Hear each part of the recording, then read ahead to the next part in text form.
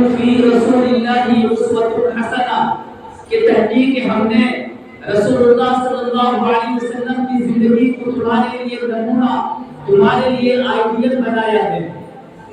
اور دوسری آیت کریمہ میں نے تلاوت کی، اس میں اللہ رب العزت ارشاد فرماتے ہیں الم یجدک یتیما فآویٰ کہ ہم نے محمد صلی اللہ علیہ وسلم کو آپ کو یعنی محمد صلی اللہ علیہ وسلم کو یتیم پایا اور ان کو ٹھکانہ دیا۔ قرآن کریم کی بے شمار آیتیں اس بات پر دلیل ہیں کہ اللہ کے نبی صلی اللہ علیہ وسلم دنیا کے اندر یتیم بن کر آئے، آپ یتیم پیدا ہوئے۔ میرے دوستو، اللہ کے نبی صلی اللہ علیہ وسلم ابھی ماں کے پیٹ میں ہیں، صرف 5 یا 6 مہینہ چل رہا ہے۔ مکہ کے اندر سے ایک بڑا قافلہ ملک شام کی طرف نکلا۔ لوگوں نے کہا کہ عبداللہ جو اللہ کے نبی صلی اللہ علیہ وسلم کے والد گرامی ہیں، فرمائے کہ عبداللہ تم بھی تجارت کی غرض سے نکل جاؤ، چند پیسے مل جائیں گے اور اس سے تمہارا گزارا بھی ٹھیک ہوگا اور تمہیں پیسے کی ضرورت کی ہے، ضروریات بھی پوری ہو جائیں گی۔ تو حضرت عبداللہ نے ارادہ بنا لیا اپنے ساتھیوں کے ساتھ، جب آپ تجارت کے غرض سے نکلے ہیں تو اماں آمنہ ایک طرف، بی بی آمنہ منہ کو سکھائے ہوئے، چہرے کو مرجھائے ہوئے کھڑی ہیں۔ حضرت عبداللہ نے فرمایا کہ آمنہ تم چہرے کو مت سکھاؤ، تم صبر کے دامن کو پکڑ لو، میں تم سے وعدہ کرتا ہوں انشاءاللہ میں واپس ہوں گا، جب میں آؤں گا تو تم بن سنور کر اچھا کپڑا پہن کر میرا استقبال کرنا۔ ان کی دلجوئی کے یہ بات کہتے ہوئے سفر میں نکل پڑے۔ سفر سے جب واپس ہو رہے تھے مدینہ کے قریب حضرت عبداللہ کو بخار کی شدت ہو گئی، اتنا تیز بخار کہ مدینہ سے مکہ آنا مشکل ہو گیا۔ سارے ساتھی آگے، حضرت عبداللہ اپنے سسرال میں ٹھہر گئے۔ سسرال والوں نے روک دیا کہ ابھی بچے ہو، آپ کی عمر اس وقت محض 18 سال کی تھی اور حضرت آمنہ کی عمر 14 سال یا 16 سال کی تھی، آپ کم عمر کے تھے۔ سسرال والوں نے روک لیا۔ اتنے میں مکہ کے سارے تاجر واپس آ گئے، پورے مکہ کے اندر خوشی کا ماحول، بچے خوش ہیں کسی کے باپ آئے ہیں، بیوی خوش ہے کہ ان کا شوہر آیا ہے، بہن خوش ہے کہ اس کا بھائی آیا ہے، ماں باپ خوش ہیں کہ ان کے بیٹی اولاد آئے ہیں۔ لیکن ایک گھر جس میں خوشی نہیں تھی تو حضرت عبداللہ کے گھر میں تھی۔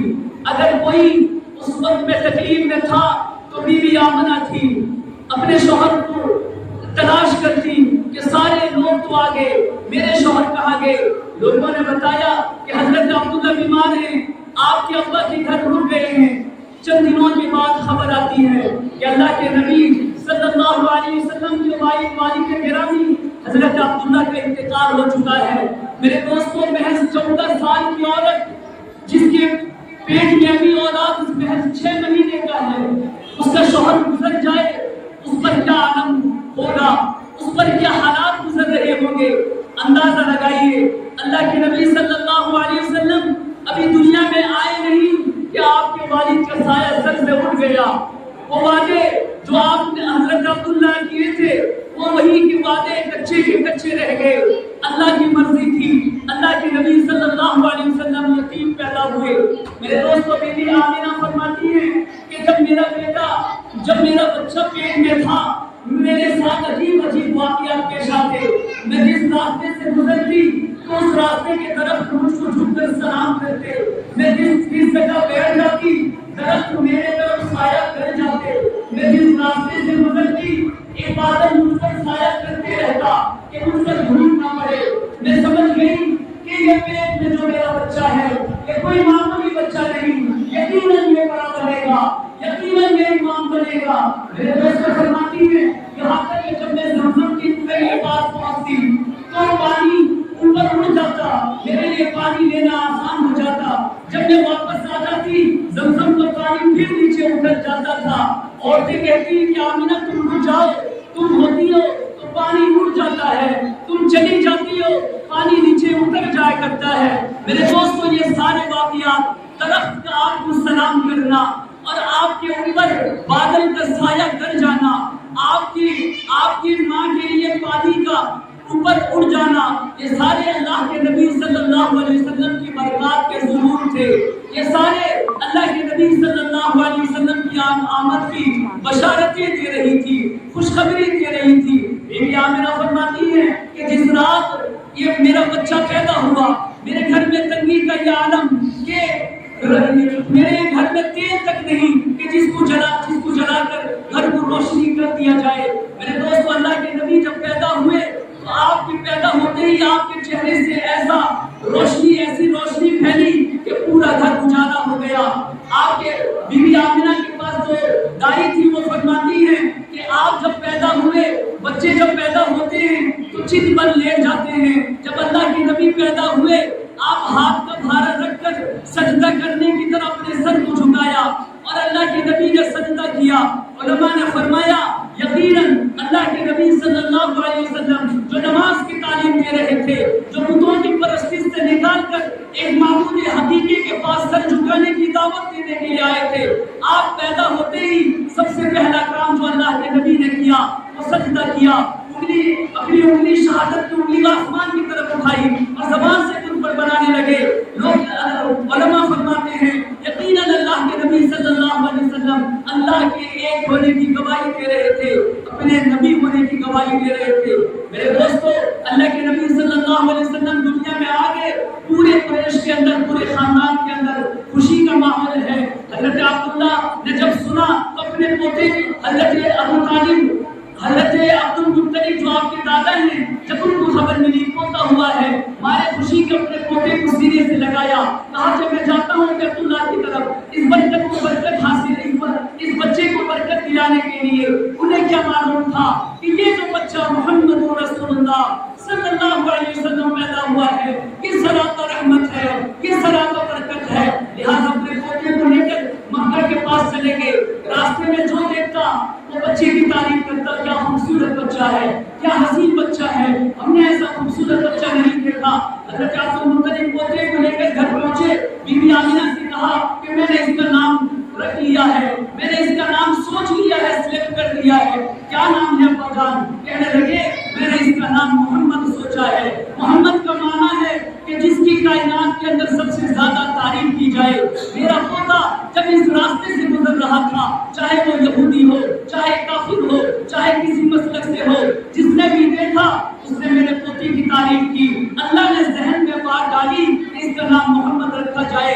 حضرت عبداللہ نے آپ صلی اللہ علیہ وسلم کا نام محمد رکھا۔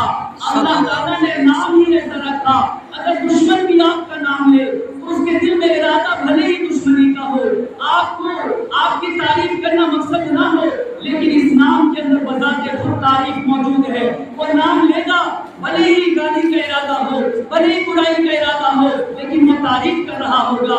نام ہی اللہ تعالیٰ نے اللہ کے نبی کا ایسا رکھا۔ میرے دوستو، مکہ کے اندر جب کوئی بچہ پیدا ہوتا، چونکہ مکہ ایک ایسا شہر تھا جہاں الگ الگ علاقے کے لوگ وہاں آیا کرتے تھے تجارت کی غرض سے، کوئی خانہ کعبہ کو دیکھنے کی غرض سے، تو چونکہ مختلف علاقوں کے لوگ آتے، مختلف لوگوں کی زبانیں بھی الگ تھی۔ اگر بچہ وہاں رہے گا تو عربی زبان میں فرق آئے گا، تو عربی زبان کو باقی رکھنا بھی مقصود تھا۔ دوسری بات یہ تھی کہ وہاں مسافر آیا کرتے تھے تو وائرل ہو جاتا اور اس سے جو ہے بیماری پھیلنے کا اندیشہ ہوتا۔ اسی لیے اس علاقے میں اگر کوئی بچہ پیدا ہوتا اس کو کسی دوسرے دیہات کے علاقے میں بھیج دیا جاتا تھا۔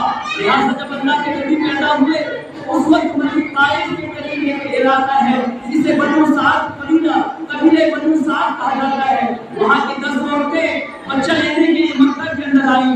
9 عورتوں کی سواری بہت تیز تھی، مضبوط تھی، لیکن ایک عورت ایسی تھی جس کی سواری کمزور تھی۔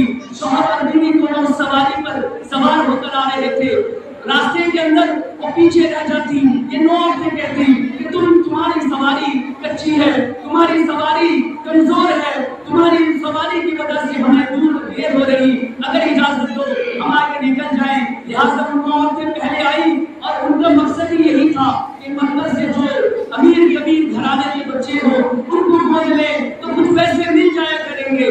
لہٰذا جو بھی سنتا یہ بچہ کون ہے، کہتے کہ عبداللہ کا یتیم بیٹا ہے۔ محمد صلی اللہ علیہ وسلم کو یتیم سمجھ کر ساری عورتیں بھی بول لیتی اور امیروں کے بچوں کو گود میں لے جب حلیمہ سعدیہ آ کر پہنچی، جب پتہ چلا حلیمہ سعدیہ پہنچی کہ سارے امینوں کے بچوں کو اٹھ کے لے گئی، اب ایک ہی بچہ ہے جو یتیم ہے۔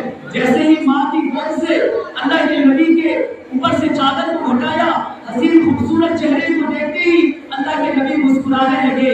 حلیمہ سعدیہ نے آپ کی مسکراہٹ کو دیکھ کر آپ پر فدا ہو گئی کہ مجھے یہی بچہ چاہیے، مجھے کچھ پیسے نہیں ملیں گے تو کوئی بات نہیں ہے، کم سے کم اس معصوم بچے کی مسکراہٹ تو ملے گی۔ بچے کو سینے سے لگایا۔ علماء فرماتے ہیں کہ حلیمہ سعدیہ اور ان کا شوہر بہت نیک وقت تھے، ان کا ایک اللہ پر بھروسہ تھا، جن کا اللہ کے علاوہ مال و دولت پر بھروسہ تھا۔ اللہ تعالیٰ نے ان کو مال و دولت والی اولادوں کو دے دیا، لیکن جو اللہ پر بھروسہ سکھانے کے لیے آیا تھا اور جس کو اللہ پر بھروسہ تھا، اللہ تعالیٰ نے اپنی امانت کو اللہ پر بھروسہ کرنے والے کے حوالے کر دیا۔ بیوی حلیمہ سعدیہ نے سینے سے لگایا اور کہنے لگی کیا حسین بچہ ہے، میں نے ایسا خوبصورت بچہ نہیں دیکھا۔ حضرت بیوی آمنہ کہتی ہیں کہ آپ تو گاؤں کی ہو، میں شہر میں رہتی ہوں، میں نے بھی ایسا بچہ نہیں دیکھا۔ اور حضرت عبدالمطلب کہتے ہیں تم تو مکہ مدینہ کی بات کرتے ہو، میں مختلف علاقوں کا سفر کرتا ہوں، میں نے بھی ایسا بچہ نہیں کیا، میں نے بھی ایسا بچہ نہیں دیکھا۔ فرماتے ہیں کہ آسمان پر فرشتے جبرائیل علیہ السلام فرمانے لگے کہ میں 1,24,000 انبیاء کے پاس وہی لے کر نازل ہوا ہوں، اللہ کا پیغام لے کر نازل ہوا ہوں، میں نے بھی ایسا خوبصورت بچہ نہیں دیکھا۔ اللہ تعالیٰ عرش پر فرما رہے تھے کہ اے جبرائیل، اے عبدالمطلب، اے آمنہ حلیمہ سعدیہ، تم خوبصورت بچہ کہاں دیکھ سکتی ہو؟ میں نے تو محمد کو بنایا ہی ایسا ہے جس سے پہلے ایسا خوبصورت بچہ پیدا نہیں کیا، میں نے وہ سانچہ ہی توڑ دیا جس سانچے سے میں نے محمد رسول اللہ صلی اللہ علیہ وسلم کو پیدا کیا۔ میرے دوستو، حلیمہ سعدیہ فرماتی ہے کہ جب ہم بچے کو لے کر جانے لگے، سواری پر بیٹھے، پہلے میرے شوہر آگے بیٹھے، پیچھے محمد کو لے کر بیٹھی، سواری اٹھی نہیں، پھر میں آگے بیٹھی، بچے کو میرے شوہر پیچھے لے کر بیٹھے، سواری اٹھنے کو تیار نہیں۔ جب میں نے پھر آخر میں محمد کو لے کر آگے بیٹھی تو سواری چلنے لگی۔ میرے دوست علماء فرماتے ہیں گویا کہ اللہ کے نبی آگے بیٹھ کر اللہ یہ پیغام دینا چاہتے تھے کہ لوگوں، اس کو تم پیچھے بیٹھا رہے ہو، اس کی جگہ پیچھے بیٹھنے کی نہیں، یہ تو سید الانبیاء ہوگا، یہ تو امام الانبیاء ہوگا، یہ تو سید القونین ہوگا، پورے لوگوں کی امامت کرنے والا بندہ ہوگا، جس کا مقام آگے رہنے کی ہے، تم اس کو پیچھے کیسے بیٹھا سکتے ہو؟ لہٰذا اللہ کے نبی کو آگے لے کر بیٹھ گئی تو سواری چل پڑی، اتنی تیز چلی کہ 9 عورتیں جو آگے نکلی تھی وہ پیچھے رہ گئی اور حلیمہ سعدیہ آگے نکل گئی۔ عورتیں کہنے لگی کہ حلیمہ کیا بات ہے کہ تم نے سواری بدل لی ہے، تمہاری سواری تو کمزور تھی، ہم سے پیچھے رہتی تھی، اب تو تم ہم سے بھی آگے نکل گئی۔ کہنے لگی میں نے سواری نہیں بدلی، سواری تو وہی ہے، لیکن مجھ پر جو محمد بیٹھا ہے یہ سوار بدل گیا ہے، جس کی برکت سے میری سواری تیز چلنے لگی ہے، یہ اللہ کے نبی کی برکت تھی۔ میرے دوستو، ایک اور واقعہ سنا کر بات ختم کروں گا۔ میرے دوستو، اللہ کے نبی صلی اللہ علیہ وسلم حلیمہ سعدیہ کے یہاں رہنے لگتے ہیں۔ آپ گھر میں حلیمہ سعدیہ کے گھر پہنچے ہیں، آپ کی برکات کا ظہور ہونے لگا، آپ کی برکتیں نظر آنے لگی۔ وہ بکریاں جو دودھ نہیں دیتی تھی، کبھی ان کی تھنوں میں دودھ خالی نہیں ہوا، حلیمہ سعدیہ کو کئی دن فاقے سے گزارنے پڑتے تھے، کھانے کی کوئی کمی نہیں ہوئی، برکت ہی برکت۔ وہاں کی عورتیں کہنے لگی حلیمہ سعدیہ کی بکری کہاں چلتی ہے، تم ہماری بکریوں میں بھی وہیں چراؤ، ہو سکتا ہے کہ کوئی ایسی جڑی بوٹی ہو جس کو حلیمہ سعدیہ کی بکریاں کھاتی ہیں تو دودھ میں تھن میں دودھ بڑھ جاتے ہیں، تم بھی وہیں بکریاں چراؤ۔ بکری وہیں چلتی، لیکن حلیمہ سعدیہ کی بکری پیٹ بھر کے آتی، باقیوں کی بکریاں جو ہے خالی پیٹ آیا کرتی تھی۔ اللہ کے نبی کی برکت تھی۔ میرے دوست، اللہ کے نبی صلی اللہ علیہ وسلم ابھی 2 سال کے ہوئے ہیں، لیکن ان کی رضائی بہن شیما نے کہا کہ امی آج اگر آپ محمد کو میرے ساتھ بھیجیں گی تو بکری چرانے جاؤں گی، ورنہ تو نہیں جاؤں گی۔ کہنے لگی یہ 2 سال کا بچہ ہے، اسے کہاں لے کر جاؤ گی تم، یہ میرے پاس امانت ہے۔ تو اس شیما نے کہا تو بکریاں چراؤں گی ورنہ تو نہیں۔ تو کہنے لگی کہ کیا بات ہے، بتاؤ تو صحیح، تم ضد کیوں کرتی ہو؟ کہنے لگی ایک مرتبہ آپ نہیں تھی، میں محمد کو لے کر چلی گئی، راستے میں ایک راہب نے دیکھا، کہا کہ یہ کوئی معمولی بچہ نہیں، اس کو بڑا بننا ہے، مجھے یہ خوشی ہوئی کہ کوئی میرے بھائی کو بڑا کہہ رہا ہے. پھر میں جب بکریاں چلانے کے لیے لے کر بیٹھ گئی, بکریاں کچھ دیر چلنے کے بعد میں جہاں محمد کو لے کر بیٹھی تھی میں بھی محمد کو دیکھتی رہی. بکریاں چلنے کے بعد وہ بھی میرے بھائی کے ارد گرد بیٹھ کر میرے بھائی کے چہرے کو دیکھنے لگی. میرے دوستو, اللہ کے نبی کی اتنے خوبصورت سے انسان و انسان جانور تک بھی آپ کو دل بھر کر دیکھا کرتے تھے. میرے دوستو, پھر اللہ کے نبی صلی اللہ علیہ وسلم وہاں کو یقین ساتھ رہنے کے بعد مکہ میں آئے. اس کے بعد بیوی آمنہ کا ارادہ ہوا کہ بچے کو لے کر اپنے اس کے ننیحال میں جائیں. جا کر ننیحال گئی, جب واپس ہو رہی تھی تو ابا نامی مقام پر بیوی آمنہ کا انتقال ہو جاتا ہے. میرے دوستو, ابا ابھی 6 مہینے کے پیٹ میں تھے, والد کا انتقال ہو گیا. ابھی محض 4 مہینے کے ہیں یا 6 مہینے 4 یا 6 سال کے ہیں کہ ماں کا انتقال بھی ہو جاتا ہے. میرے دوستو, اللہ کے نبی صلی اللہ علیہ وسلم پر کتنی تکلیفیں ہو رہی ہوں گی. یقین بات نہیں کرے, پہلے باپ کا انتقال ہوا, پھر ماں کا انتقال ہو گیا. وہ معصوم بچہ قبر کو پکڑ کر نہ جانے کیا سوچ رہا ہوگا, کیا بول رہا ہوگا. آج ماں اگر 1 گھنٹے کے لیے باہر چلی جائے تو بچوں کا کیا عالم ہوتا ہے, ذرا سوچئے اس وقت اللہ کے نبی پر کیا عالم ہوگا. میرے دوستو, اللہ کے نبی صلی اللہ علیہ وسلم یتیم بن کر دنیا میں آئے. اللہ کے نبی صلی اللہ علیہ وسلم نے آج کے بیان کا خلاصہ بیان کر رہا ہوں. میں نے قرآن کی آیت پڑھی, اللہ کے نبی نے فرمایا الم یجدک یتیما فآویٰ, اور آگے فرمایا اللہ آگے فرمایا کہ فأما السائل فلا تنہر. اللہ کے نبی صلی اللہ علیہ وسلم نے سائل کو جھڑکنے سے منع فرمایا. میرے دوستو, اللہ کے نبی صلی اللہ علیہ وسلم غریبوں سے اتنی محبت کرتے تھے, فرماتے تھے میں اپنی امت کی غریبی کا تسلی ہوں. اور کبھی فرماتے کہ میری امت کے غریب امیروں سے 5 سال پہلے جنت میں جائیں گے. اور کبھی اللہ کے نبی صلی اللہ علیہ وسلم نے فرمایا اگر تم کسی غریب یتیم کی کفالت کرو گے کل قیامت کے دن تم اور میں ایسے ہوں گے جیسے یہ 2 انگلیاں ہیں. اور ایک مقام پر ایک معصوم بچہ عید کے موقع پر راستے میں رو رہا تھا. اللہ کے نبی نے پوچھا کیا بات ہے, والد نہیں یہ کپڑا نہیں, اپنے گھر لے گئے, اس میں یہ کھلائی. حضرت حسن حسین کے کپڑوں میں سے کپڑا پہنایا. پوچھا تمہارے والد تم کو کس طرح مسجد لے کر جو ہے عیدگاہ کی طرف جاتے؟ فرمایا انہیں کندھے میں بٹھا کر لے کر جاتے. کندھے میں اللہ کے نبی نے بٹھایا. لڑکے راستے میں دیکھ کر کہنے لگے کہ اگر ہم بھی یتیم ہوتے اللہ کے نبی بھی ہمیں کندھی میں بٹھا کر لے کر جاتے.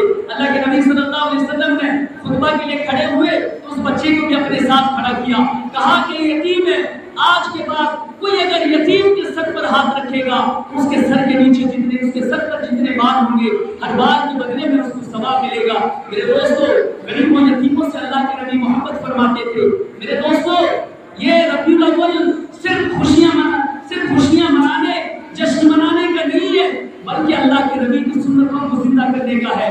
آئیے آج ایک ارادہ کرتے ہیں, ہمارے محلے میں جو بھی یتیم ہوگا, جو غریب ہوگا, ہم اس کی کفالت کریں گے.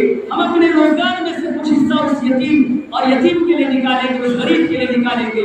اللہ تعالیٰ ہم سبوں کو غریب اور یتیموں کا خیال رکھنے کی توفیق نصیب عطا فرمائے. آمین. وآخر دعوانا الحمد للہ رب العالمین.